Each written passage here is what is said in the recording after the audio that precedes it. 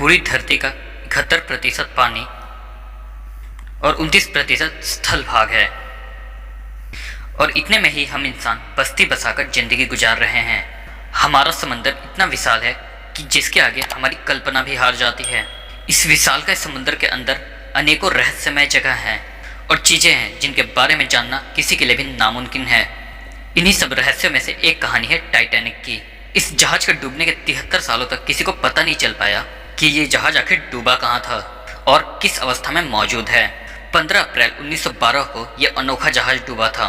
इसके लगभग 73 सालों बाद यानी कि 1985 में उसे ढूंढा गया, लेकिन इसे ढूंढने के 36 सालों बाद भी इस जहाज को समुद्र की गहराइयों से अभी तक निकाला नहीं जा सका है।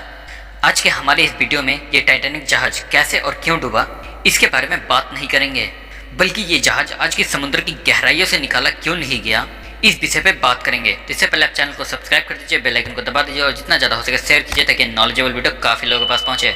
टाइटैनिक जहाज कैसे और क्यों डूबा था इसके बारे में हम सबको थोड़ा बहुत तो पता है, और इस जानकारी के पीछे सबसे बड़ा जो हाथ है वो है टाइटैनिक मूवी का, जो कि सन 1997 को रिलीज हुई थी। सन 1912 को टाइटैनिक डूबने के बाद करीब 73 सालों तक वैज्ञानिकों ने इसे ढूंढने की जी तोड़ कोशिश की और कई सारे मिशन भी इसके तलाश में किए गए, लेकिन किसी को भी कोई सफलता हासिल नहीं हुई। आखिरकार 1985 में एक आर्कियोलॉजिस्ट और एक अमेरिकन नेवी ऑफिसर रॉबर्ट ऑर्बिल टाइटैनिक को ढूंढने के मिशन पर निकल पड़े और उन्हें टाइटैनिक अभी कहाँ है और किस हालत में है इसके बारे में पता चला। टाइटैनिक को ढूंढने के बाद इसके कई राज्यों से पर्दा उठा, जिसने कि पूरी दुनिया को हैरान कर दिया। टाइटैनिक समुद्र के 12,000 फीट गहराइयों में डूबा था। ऑफिशियल रिपोर्ट के मुताबिक ये जहाज डूबने से पहले सही सलामत थी, लेकिन जैसे जैसे टाइटैनिक समुद्र की गहराइयों में समाती गई वैसे वैसे ये जहाज दो हिस्सों में टूट गया। लेकिन आखिर ऐसा क्यों हुआ? टाइटैनिक द न्यू एविडेंस की रिपोर्ट में ये बताया गया कि टाइटैनिक आइसबर्ग से टकराने के बाद नहीं डूबी थी, बल्कि टाइटैनिक में आग लगने की वजह से ये डूबा था। खोजियों को जब इस जहाज का मलबा मिला तब उन्होंने ये पाया कि इसमें मौजूद बहुत सी चीजें वैसी की वैसी ही हैं। इस जहाज को बाहर निकालने की बहुत कोशिशें की गई, लेकिन शायद सब लोग ये जान गए थे कि इसे वापस बाहर निकाल पाना लगभग नामुमकिन है। आज की एडवांस टेक्नोलॉजी की मदद से भी टाइटैनिक को बाहर निकाला नहीं गया है और ये समुद्र की गहराई में आज भी मौजूद है।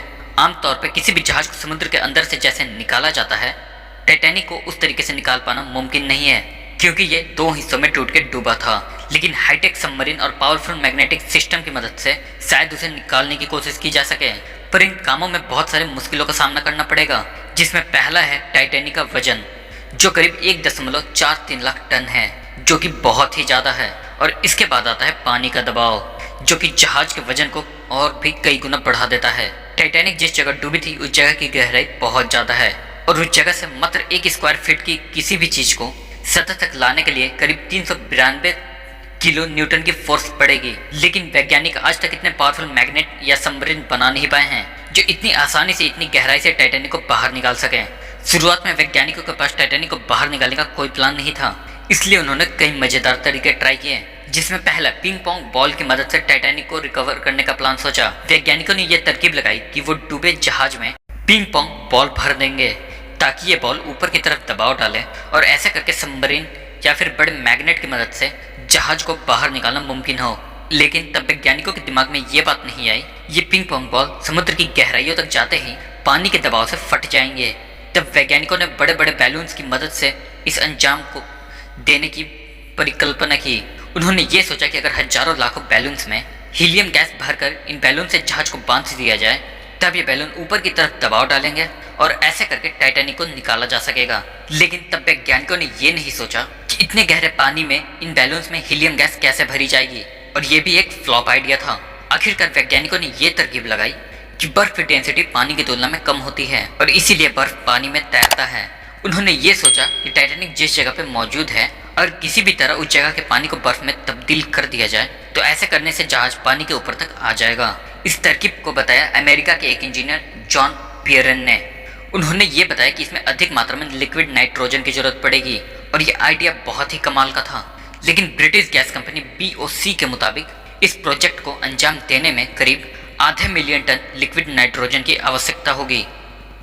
और तभी सबके मन में ये सवाल आया कि इतने विशाल मात्रा में लिक्विड नाइट्रोजन को इतनी गहराई तक कैसे ले जाया जाएगा, और अंत में ये प्रोजेक्ट भी कामयाब नहीं हो सका। इसके बाद एक शिप बिल्डिंग कंपनी ने टाइटैनिक को निकालने का एक आइडिया दिया। उनके मुताबिक सबसे पहले टाइटैनिक में जमे सहवाल को और गंदगी को साफ करना पड़ेगा और इसके लिए एक पावरफुल वैक्यूम क्लीनर मशीन की जरूरत होगी। इसके बाद एक मजबूत लोहे की मोटी तार से टाइटैनिक को इस बोट से जोड़ देना पड़ेगा और बाकी का काम ये मशीन ही कर देगा। और एक ऐसी सबमरीन का जुगाड़ करना पड़ेगा जिसका टैंक गैस से फुल हो। सिर्फ इतना ही नहीं, इस प्रोजेक्ट के लिए भारी मात्रा में बिजली की आवश्यकता होगी। रिसर्चरों के मुताबिक इस प्रोजेक्ट को अंजाम देने के लिए 20 मिलियन किलोवाट बिजली की जरूरत होगी और इस बिजली के उत्पादन के लिए एक पावर प्लांट की भी जरूरत है। लेकिन समस्या ये थी कि समुद्र की इस गहराई में पावर प्लांट आखिर बनाया कैसे जाए। वैज्ञानिकों ने फ्लोटिंग पावर प्लांट बनाने के बारे में भी सोचा, बट इतनी गहराई में इलेक्ट्रिक वायर टिक नहीं पाएगी। पानी के अत्यधिक दबाव से ये वायर फट जाएगी। कैसे भी करके इस प्रोजेक्ट को अगर अंजाम दे भी दिया गया तो ये प्रोजेक्ट काफ़ी महंगी साबित होगी, इसलिए इस प्रोजेक्ट को तुरंत बंद कर दिया गया। बहुत सी बड़ी बड़ी कंपनियों ने इस प्रोजेक्ट को अंजाम देना चाहा, पर इसमें इतना खर्च है कि इसके बारे में ना सोचना ही बेहतर है, क्योंकि टाइटैनिक को बाहर निकालने में जितना खर्च है उस पैसे की रिकवरी करना नामुमकिन है। इसी कारणवश इस प्रोजेक्ट को कोई भी अंजाम देना नहीं चाहता। अगर कोई कंपनी इसे निकाल के म्यूजियम में रख भी दे तो भी इसमें किए गए खर्च को रिकवर करने में 100 साल से ज़्यादा का समय लग जाएगा। हालांकि इस अनोखे जहाज से लोगों के इमोशंस जुड़े हैं, लेकिन फिर भी कोई कंपनी इतना बड़ा रिस्क लेना नहीं चाहेगी। वैज्ञानिकों के मुताबिक बैक्टीरिया ने इसके मलबे को खोखला कर दिया है और आने वाले कुछ सालों में ये बैक्टीरिया टाइटैनिक को पूरी तरह से तहस नहस कर देगी। सिर्फ इतना ही नहीं, टाइटैनिक बहुत सी समुद्री मछलियों का घर बन चुका है। इसलिए यूनेस्को ने साल 2001 में टाइटैनिक को under water cultural heritage protected site declare कर दिया है।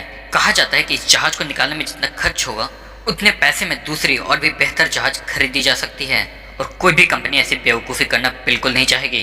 वैसे भी जहाज को कभी समुद्र की गहराइयों से बाहर नहीं निकाला जा सकता और अगर ये जहाज ऐसे समुद्र में आने वाले दिनों में भी टिकी रही तो हमारे आने वाली नस्ल भी इसकी रहस्यमयी गाथाओं को जान पाएगी। तो दोस्तों, आपको ये वीडियो कैसा लगा तो कमेंट सेक्शन में हमें ज़रूर बताइए तथा इसे अपने तक सीमित ना रखिए। जो भी प्लेटफॉर्म आपके पास मौजूद हो वहाँ शेयर कीजिए, इस चैनल को सब्सक्राइब भी कर दीजिए और बेल आइकन भी दबा दीजिए। फिर मिलते हैं अगले इंटरेस्टिंग टॉपिक के साथ, तब तक के लिए जय हिंद।